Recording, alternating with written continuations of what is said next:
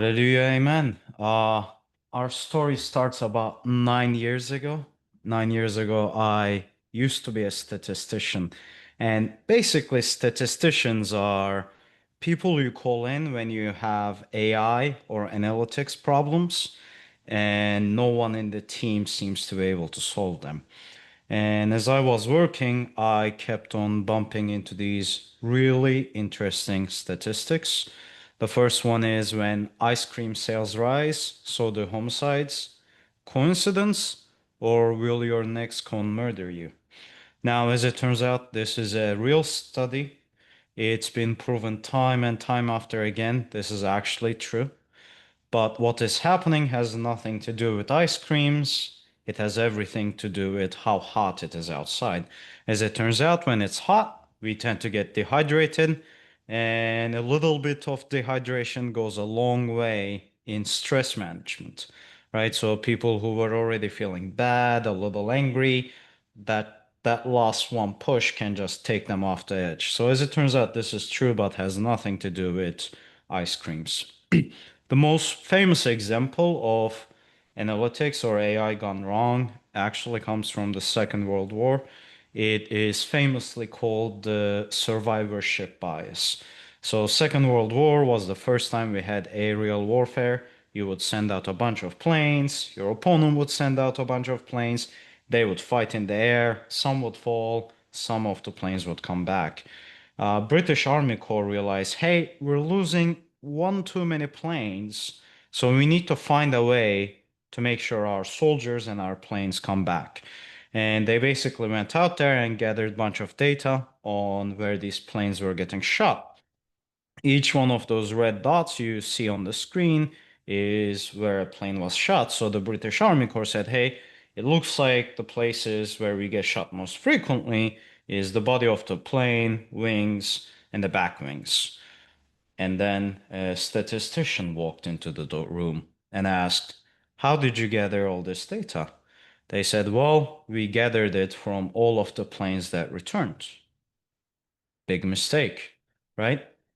It literally means if you get shot in one of these areas, one of these red dots, you actually make the trip back.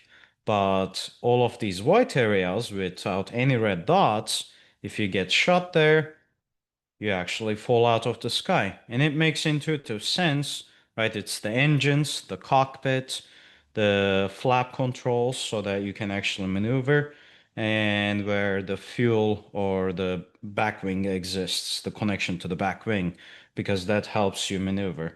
So, with regards to AI and analytics, the devil is in the detail. That's why today my goal is to demystify AI. But before we get started there, I got a couple housekeeping rules and announcements. First of all, it is my personal mission to bring you quality information about the biggest changes happening in our industry as well as technologies.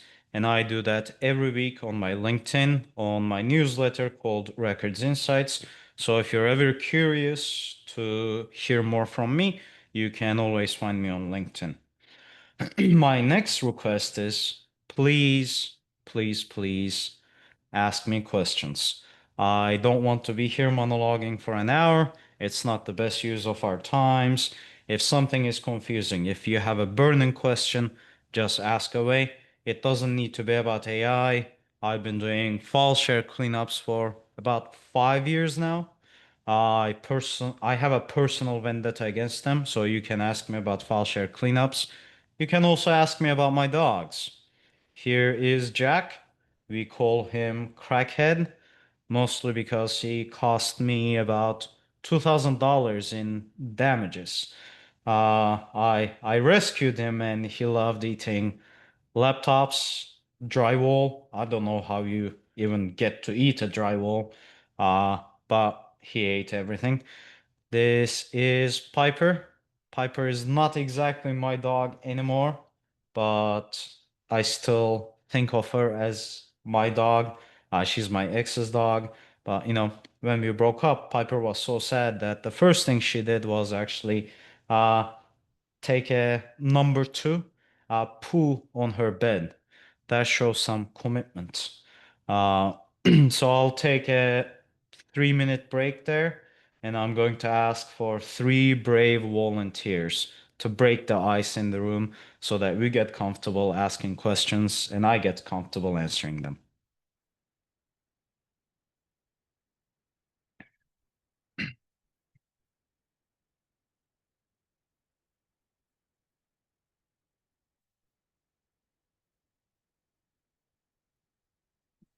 Jennifer, how do I see the questions? Can you read them for me?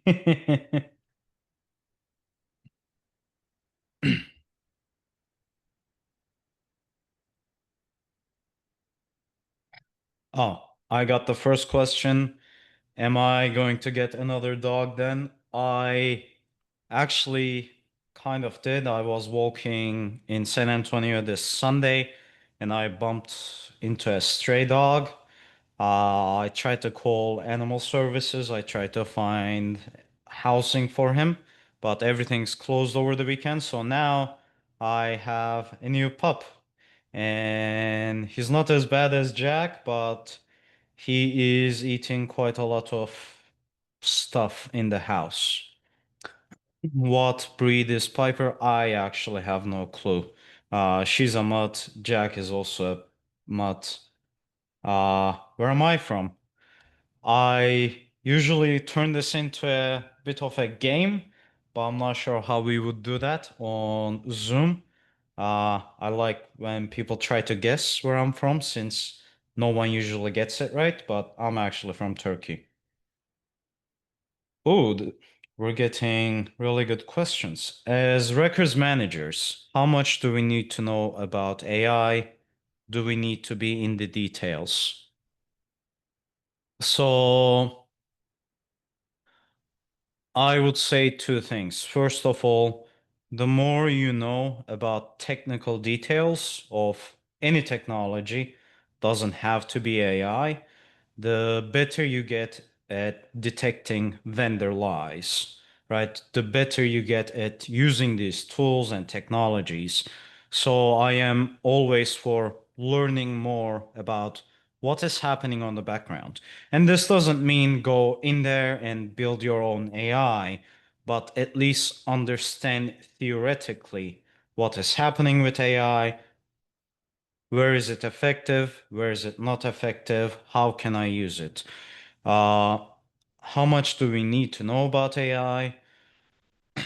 Microsoft and LinkedIn did a new research, and the numbers are striking. About 71% of senior leaders said that they would rather hire a junior colleague who knows AI instead of someone with 20 years more experience. So even if you don't know what's happening in the background, you need to learn how to use them at this point. Uh, how does Texas compare to where you have lived before? I like Texas a lot more than California, but Turkey is on the Mediterranean coast and nothing compares to Mediterranean. What is the most surprising thing that you have seen during a file share cleanup? Soup recipes. Jesus Christ, so many soup recipes. I This was a New England company, if I remember correctly. I just uh, soup recipes. Uh, as records managers, what do you recommend as our approach for governing the data? Should we care about the output if we have governance processes in place for the input? I'm not sure I understand this question, so if I can get a bit more clarification, that would be great. Is AI creating additional records repositories that might mean there is really no real disposition in the future? Ooh, so AI is snooping up all of your data and almost all of your records. I recently wrote about this and I named it Shadow AI is eating your records. About 38%, if I remember correctly, of your coworkers have admitted to loading sensitive information and records into an unauthorized large language model. So AI is definitely eating your records and it's saving them. And they don't delete any of this data because it is quite helpful for AI companies, right? They need data to train their models further. So yes, there are hidden repositories nowadays, uh, literally hidden within your coworker's personal ChatGPT account, and you probably need to start managing these repositories. Is it best practice for an organization to have a data retention schedule and a records retention schedule, or just one main schedule? This can go either ways. I I personally have a hot take that data retention and like data governance and information governance are two very separate fields in my mind. So I would go for two types of retention schedules if we're thinking more along the lines of structured data versus unstructured data. Because with structured data, you can hmm, you can do some really interesting things. So take your FICO score, for example, your credit score. There is usually a history of that credit score. You can get rid of all of the history and you will not be losing any information, any insights, any data, because what really matters is your current FICO score, right? That's what the banks are going to use to give you a loan, to give you credit. Uh, and this is done quite frequently within structured data sources, structured databases, to keep the database efficient. You can't really do the same with unstructured data. You can't just say, hey, let me delete every single email except the last one, and I'm good enough, right? And no, let's keep the thread shenanigans, like everything gone, get rid of all of the threads. You lose a lot of insight. So I would say you should be managing these two a little differently. Uh, I am conflicted how retention schedules will still be relevant if most companies retain data indefinitely for AI purposes, especially if a company is not the identifying PII. A lot of companies are making lots of mistakes. Doesn't mean we should try to correct their mistakes. Also, historic data is quite helpful for AI, but it can throw your AI off quite fast, right? The way people bought things, the way they made their buying decisions were drastically different 20 years ago than now. So let's say your company decides, hey, we're going to have the best sales AI tool. All of that information from 20 years ago is not even useful, it's actually damaging. So, yes, companies are making certain mistakes, such as hoarding their data. Doesn't mean we should try and not stop them. Well, thank you for all of these questions. I think that was 12, 13 in a row. I was only expecting three. So let's keep going. Today, our goal is to demystify AI, and we're going to take a look at what is AI.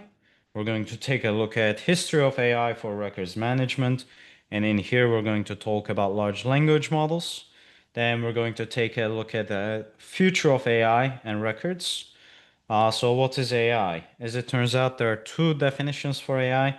The first one is that AI is the simulation of human intelligence, and algorithms such as face detection fall under this category.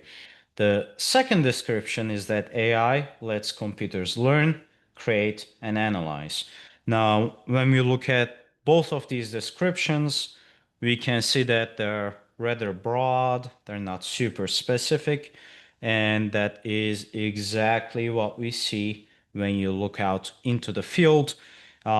Under AI, there are lots of main categories, subcategories, results, And depending on which source you're using, where you're looking at, you will get completely different algorithms mentioned. So this is a more recent resource, and you'll see that ChatGPT is at the very top right hand. I like asking an interesting question here, which is Google search AI, not the new version with the Google answer, but the older version, just the run-of-the-mill, good old Google search. I would love to see your guys' answers on the chat. Yes, no, or maybe we should just do one of those fancy flying hearts for yeses. Yes, yes. Oh, we got one no, four yeses.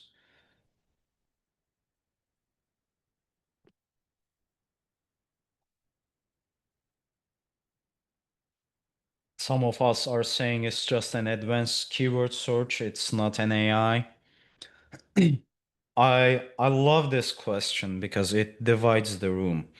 And there's a famous saying, I forgot by whom, but he's one of the founding fathers of AI. He says, it is AI until it's been done.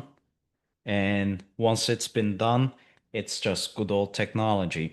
So when Google first came out, it was an AI tool because it was learning from data, and that's how we really consider what is an AI and what's not an AI.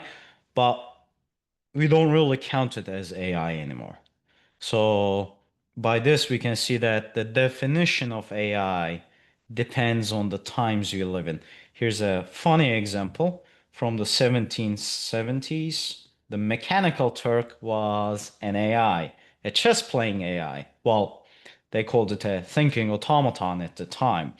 Now, this wasn't really an intelligent machine in the most normal terms. What they did is they hid a chess master under the cabinet of the automaton, and the chess master would just move the hands and the arms of the AI or our automaton, thinking bot, whatever you want to call the mechanical Turk. Uh, at the time, it was quite the large invention, right? And although it's not exactly AI, it got the job done. Its main job was to entertain courts across Europe, and people were amazed and impressed by this technological marvel. So sometimes it doesn't matter whether it is AI or not. What matters is, does it help you get your job done? Does it help you get to the point you're trying to reach? So, any questions so far on any of this? I don't see any. All right. Let's take a look at AI for records. In here, we're going to ask two questions. Can we crack language? And does it work for records management? The first technology we're going to look at is good old statistical methods, frequently called standard normal distribution. Basically, if you see the word contract 200 times in a 3-page document, chances are it's a contract. But if you see it only once in a 200-page document, chances are it's not a contract. Did it crack language? Absolutely not. We very rarely use normal statistics to do linguistic research. Does it work for records? Absolutely. This is a part of all of our tech stack. This is the tool we use to do the first pass through, actually, just taking a look at how many times a word pops up or if it pops up or not. The second type of technology is called a vector database. And you can basically imagine it as a three-dimensional space where you're putting words that are kind of similar to each other, near each other. So if you look at the left, you'll see animals and you have kitten. Kitten is quite a lot like cat, so they're kind of close to each other. Cat is kind of like dog, but not exactly. It's a domestic animal. So it's still nearby, but it's a little further away. And then you got wolf, which is the furthest away from the kitten.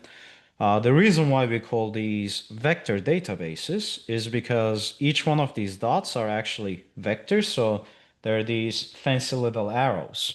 And the beauty of these arrows is that we can start adding them to each other and start comparing sentences instead of just words. Did it crack language? Absolutely, yes. These are the early versions of language AIs we have. This is what Google spent years trying to build. This is actually what runs search. Does it work for records management? Unfortunately not. It can, but it is quite expensive. Google namely spends about $21 billion a year to run this technology. It is very compute intensive and inefficient, and none of us have a budget of $21 billion to run a vector database. The third tool we're going to look at is pattern matching. I don't like to think of this as AI, but under our first definition, which is it replicates human intelligence, we can recognize patterns.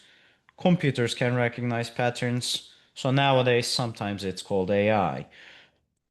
Did it crack language? We sometimes use it for very niche use cases, but not really. Does it work for records? Oh, absolutely yes.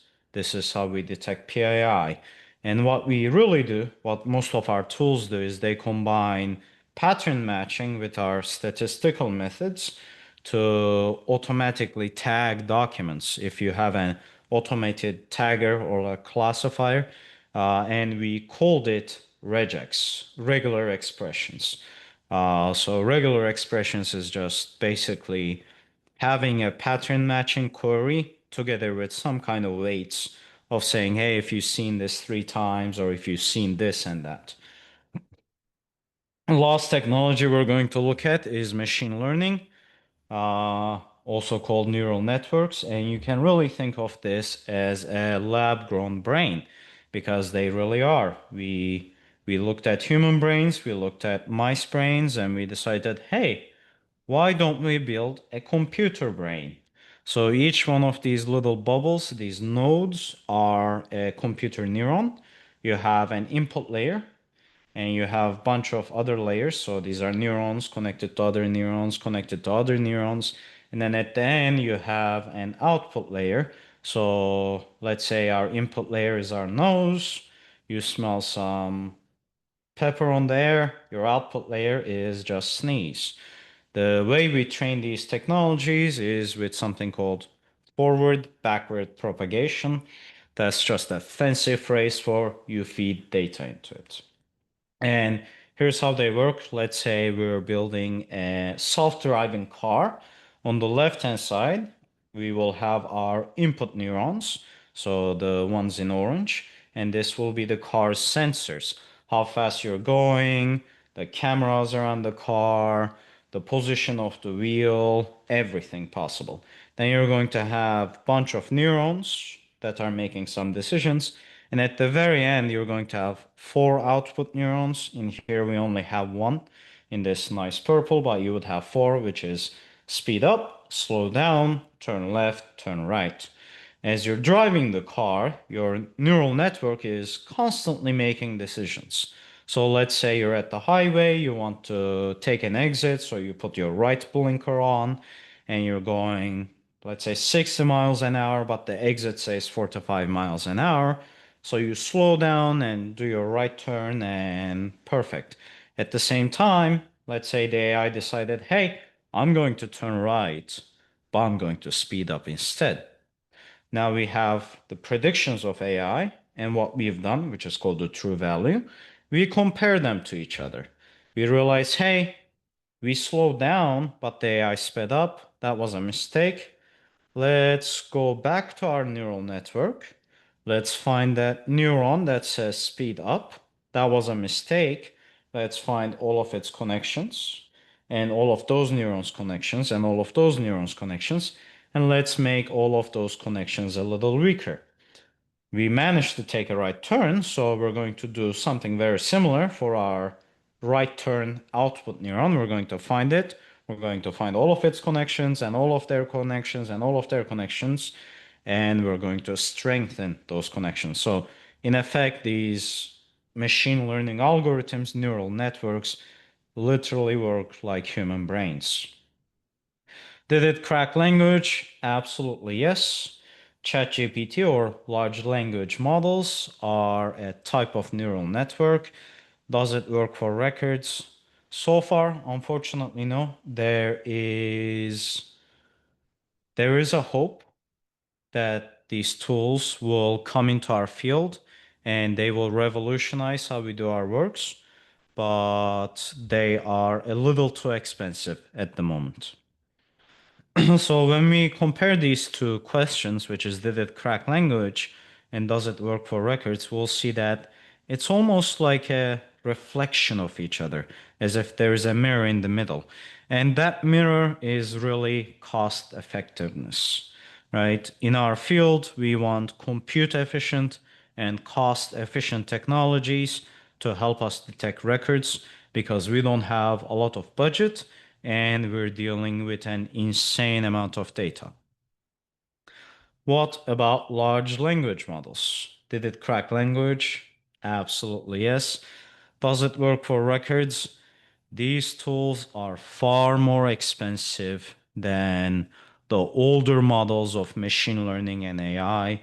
Last year, when I talked, it cost about $80,000 to process about a terabyte of documents, which is a lot of money, but they're getting cheaper. They become like their prices goes down to half every about 9 or 8 months or so. So maybe in 4 or 5 years or 10 years, these tools will be cost efficient enough for us to use in our day-to-day life. I'm going to take a break there just in case there are some questions. Please don't be shy and send them through. And then we're going to talk about future of AI.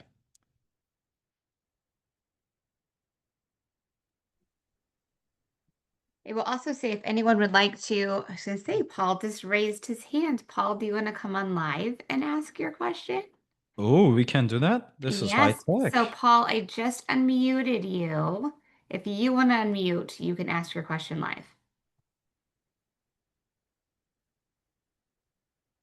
If anyone else would like to raise their hand, I can also unmute you. Paul has not unmuted.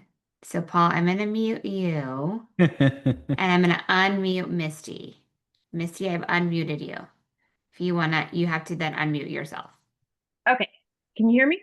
We can. Yes. Okay. So we're looking at these and you're saying that the cost is just out of this world and also the abilities are not quite where they can be. Do Yes. you have a guesstimate as to when those will level out? And at least on some level, this will happen. So I will give two answers. First of all, with the price halving every 9 months or so. In about 6 years or so, large language models should be comparable to what we pay for our normal data management tools. So that would be a rough time estimate. Now, the real question there is, will these tools actually get good enough for us to use for records management? Because large language models are trained to do a bunch of things, whereas we are trying to make them do one specific task extremely well, right? Like we're in records management, risk is important to us. We cannot have AI making mistakes. I am hopeful, but I do not see it happening in our field anytime soon. Mostly because none of the vendors seem to be focusing on any of these technologies, especially for our field. A lot of the vendors have switched from serving records managers to serving other fields, saying, hey, we learned a lot about managing data, so let's manage data for AI scientists now. Not many of these companies are saying, actually, let's figure out a way to apply this AI thing into the records management. The second part is whenever you're building an AI tool, you need a lot of data. And the way you get your hands on a lot of data is by making it a freemium product or giving off free POCs, uh, deploying these tools on your client base for absolutely free so that your tool can learn from their data and how they manage their data, how a record manager would classify something as a record or not. There are safe ways to do this without actually exposing your records to the AI tool, but none of the vendors are doing that because we are in a bit of a historic business in a sense, right? We're not out there with more modern ways of doing business. So I highly doubt we're going to get one anytime soon, but fingers crossed, hoping for it. Does that answer it? Okay. Con Ashley also has a question. When you Hmm. say 80K for 1 TB, is that just to identify records or identify and classify? Identify and classify, both. Yes. And the next question is from Eric. It says MS pushes Azure machine learning tools for classifying records. Have you tried them and what do you think of them? I have tried a couple of them. I've tried specifically the Microsoft classifiers. Uh, in my experience, they are extremely limited. Um, so this is going this is going to sound a little weird, but uh, it goes against Microsoft's business to actually help you find your records. Uh, they are charging anywhere in between $7,000 to $11,000 per terabyte of data stored within your file share nowadays. If they gave you a really good AI tool that could find all of your records, purging rot and cleaning up your file shares would become so easy that you wouldn't have to keep on paying them this enormous amount of money, right? You would just use their AI to find all of your records and then detect all of your rot and move it out of there and get rid of all of the rot. Since it goes against their, you know, policy, the way they make money is by making sure you have a lot of rot. Their tools tend to be a bit subpar or good for only very specific documents. Like you can find 401k documents, but that's about it, right? Like, and we know there are a lot more records than just your 401k documents.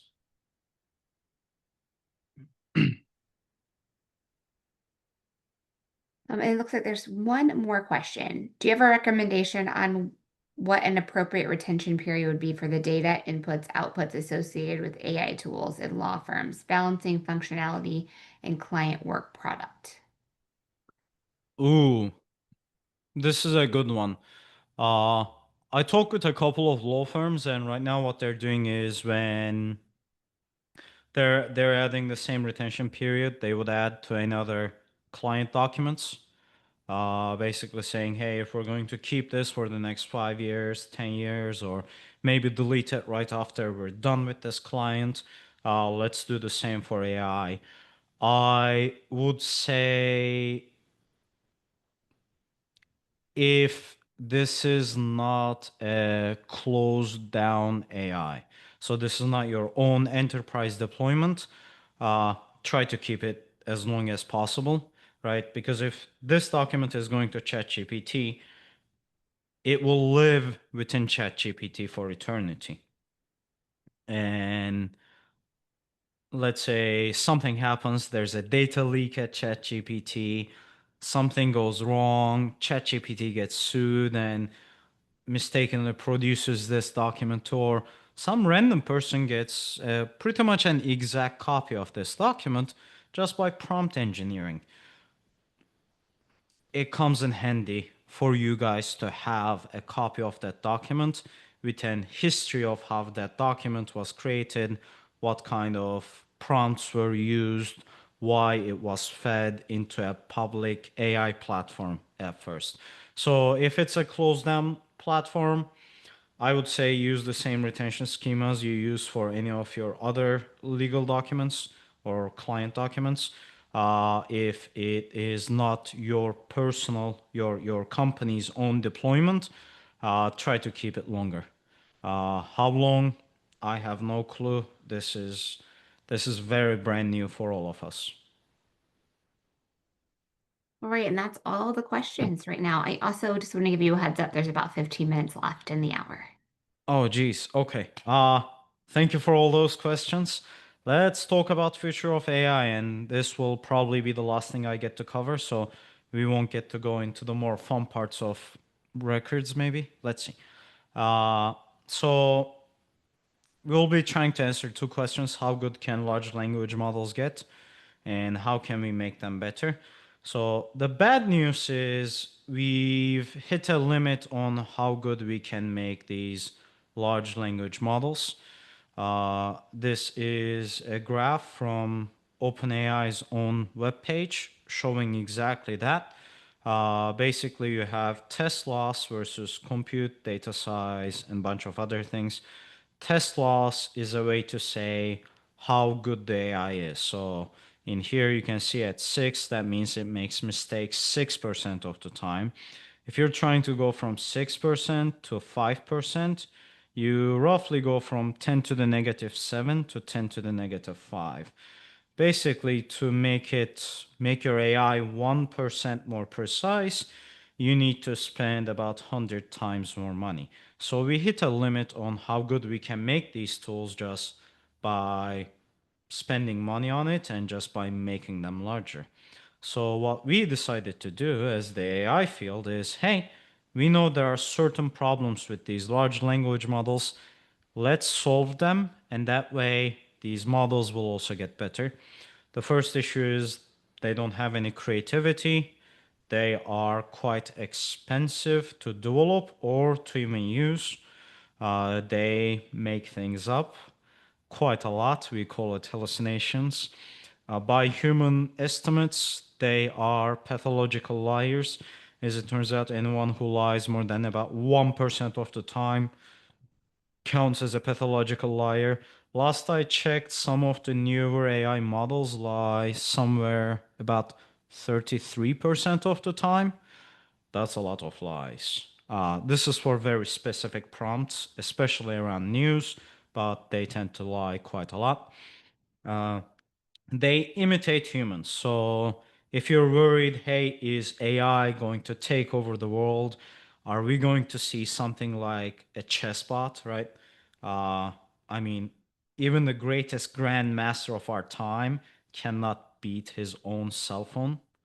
If there's a chessbot on his cell phone, will we get there with large language models? No, we won't. These tools are made to imitate humans, so there's an upper training limit. They can never surpass us. They are rather hard and inefficient to specialize, and they only give you the most likely answer, which is another way of saying the most average answer out there. So, and they also give you the first answer that comes to their mind. These are a lot of problems. The first thing we did to solve some of these issues was called RAG, Retrieval Augmented Generation. Basically, when you ask a question, the first thing the tool does is goes and runs a search, finds very specific documents that you fed it. You said, hey, this is my database of facts. Use this database to grab relevant documents. So it grabs those relevant documents and feeds those documents together with your question to a large language model. This way, it has contextual understanding of your business, and it doesn't have it doesn't make things up anymore, right? Because it has that database of facts. Now it knows this is true, this is false. So that was the first tool we developed. The next step was an AI agent. Basically, we said, hey, these RAG things are fun and they're much better, but it is so much work to prompt engineer AI. So why don't we give it a bit more freedom? We give it some goals, some more abilities. We fine tune it, which is a fancy way of saying we specialize it a little more and let it out there to automatically do what it's supposed to do. And we called it agentic AI. The next step in the evolution was smaller language models. So large language models are quite expensive to train and they're really, really hard to specialize. Uh, then DeepSeek came out and they basically said, hey, we don't really need a large language model. We need lots of very specialized, smaller language models. One for math, one for history, one for geography, one for anything you might want. And then we just need a boss that oversees all of them. So the boss gets the question and goes, oh, this is a question for my economist and my historian. Let me send this question to both of those smaller language models. And these models are far more cost efficient and actually far better at answering specific questions. We still do have some issues left though. They are still not creative. The data to specialize these tools are really hard to find, right? If we want to create a AI for records managers, a records manager, Terminator, Skynet, whatever you want to call it, well, it's going to be really hard to get our hands on that data. There are only about 4,200 records managers in just North America. That's not a lot of data. You need a ton of data to train any of these systems. It still just imitates humans, so it still has an upper training limit. It still gives you the most likely answer. These are fundamental issues with all of our large language models or language models. It still gives you the first answer that comes to its mind, and they're still expensive, much, much cheaper, the smaller language models, but still super expensive. I'll take another break there to see if there are any questions. And Jennifer, how many minutes do I have?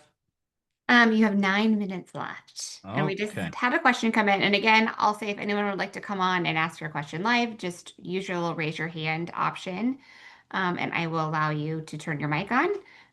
But until then, AI is demonstrably bad for the environment. Are there any moves towards making it more sustainable in the future and not the resource sink it currently is? That's a So drain on resources. it there are two things we're constantly doing. The first part is the Moore's law. So uh, cost of compute goes down. Basically, it halves about every 9 to 12 months.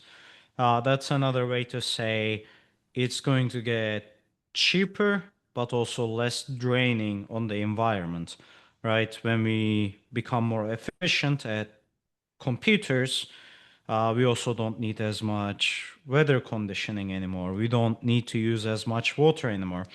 Now, this usually gets balanced by an increasing need for compute, right?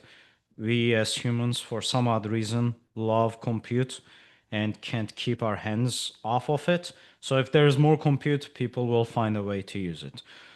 So that's just a bit of a curse. The second thing these companies are trying to do is making their models more efficient. That's why at some point GPT actually came out with their mini models. Those were just there to be way more cost efficient, resource efficient. So they are trying to tweak these models to make them more efficient as well. Uh, yeah, it's the best. We're trying to do our best, but they are quite the resource sink. And then there's one more question, and this is a good one, I think. As LLMs use their own output to learn more, but the output is full of hallucinations, the quality of the data to learn from is going down, starting the vicious cycle of less trustworthy output. Can you comment on that? Oh, So we're I actually, creating, we're starting to create made up things as it's learning from its own made up information. yeah, I actually wrote on this and on my LinkedIn newsletter, and I think I called it a snake that eats its own tail. Yeah. Uh, yeah, I mean, so around 2021 or so, ChatGPT had already ingested all of the human written documents, and at that point, we started scrambling. We said, hey, if we want to make these documents better, if we want to make these technologies better, we need a lot more data. So some genius came out and said, why don't we use an AI to create documents and feed it back? And that's where this idea of synthetic data became a thing. Now, as you've already pointed it out, it's just making our AI worse because there are two issues with synthetic data. First, uh, when it's synthetic data, it doesn't have the same variability. So, like, people love using some odd words, right? Like, we just have our own way of using our words. AI is a statistical system. It's never going to use those odd words. So over time, all of these documents will start looking similar and similar to each other. And that's another way of saying it's not learning anything new. It's actually deteriorating. The scarier part of this is, I also wrote it in my newsletter, about 42% of the internet is AI generated at this point. So we are already at that point of no return where the AI tools literally started eating their own tails, right? That's a lot of data. Uh, I see another question. Where is the current administration, USA government, with exploiting AI for records in comparison to the professionals they let go? In other words, if AI is to be exploited by the government, who feed the data and know what data to feed. Uh,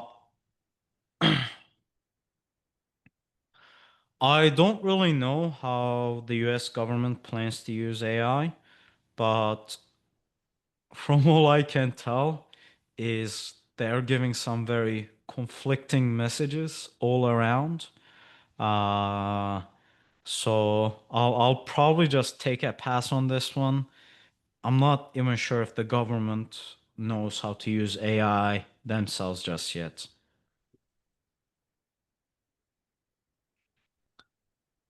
All right, Con, we're down to 4 minutes. So I Oh, would geez. say find kind of grab your last point and Okay. wrap. Yes. Well, thank you everyone for joining. I do think I have a longer version of this recorded with Rimpa Global. So if you're not part of Rimpa Global, go sign up. I think with Arma International, it's about a $50 charge, right, That is Jen? correct. We do have Yeah. a co membership available with them. It's a wonderful value. So if you want to see the other second half of this, go take a look. And if you've enjoyed this, if you like what I have to say, it really helps when people engage with me on LinkedIn, follow my newsletter. That's how I'm able to actually have these speaking sessions. I need to show some proof that, you know, people actually like listening to me, to my boss. So please go give me a follow, subscribe to my newsletter, and as always, keep yourselves informed and your records safe. And I will say too, I can come on camera now. Come to InfoCon and chat with them in person. Hallelujah, amen.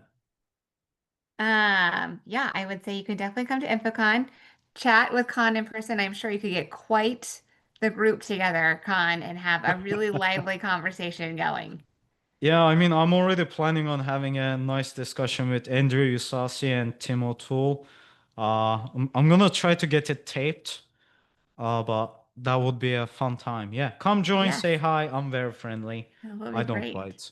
Uh, Well, again, everyone, thank you so much for spending a little of your afternoon with us. I can't believe it's already Thursday. I can't believe it's already the end of October. So, since we were almost to the weekend, I will wish you a wonderful weekend. And until next time, the next webinar, or maybe in Arizona, we'll see you at the next Arma event. Thanks, everyone. Amen.